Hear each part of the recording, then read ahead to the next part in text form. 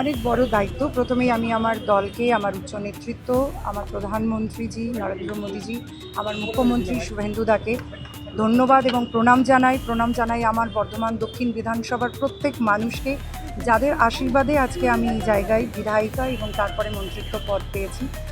আমাদের যে কাজ, আমাদের যে আদর্শ, প্রত্যেকের স্তরে গিয়ে পরিষেবা দেওয়া, সেই কাজের সঙ্গে আমরা প্রথম দিন থেকেই ছিলাম এবং আজও আছি এবং আগামী দিনে এরকমইভাবেই আমরা সবকা সাথ সবকা বিকাশ সবকা বিশ্বাসের যে আমরা নীতি এবং আদর্শকে মান্যতা দিয়ে আছি, তার মধ্যেই আমাদের কাজ চলবে। এই সরকার যেভাবে কোন কাজ করবে? কাজ অনেক, কিন্তু সামনে বর্ষা আছে। প্রথমেই আমাদের যে শহর সবসময় জলের মধ্যে থাকে, রাস্তাঘাট একদম খারাপ। প্রথমেই আমাদের ড্রেন ক্লিনিং থেকে ড্রেজিং সবটাই করতে হবে, না হলে নর্দমার জল একেবারে শহরের মধ্যে থাকে, যার জন্য মানুষ শুধু চলতে পারে না নয়, অসুস্থও হয়ে যায় বাচ্চারা।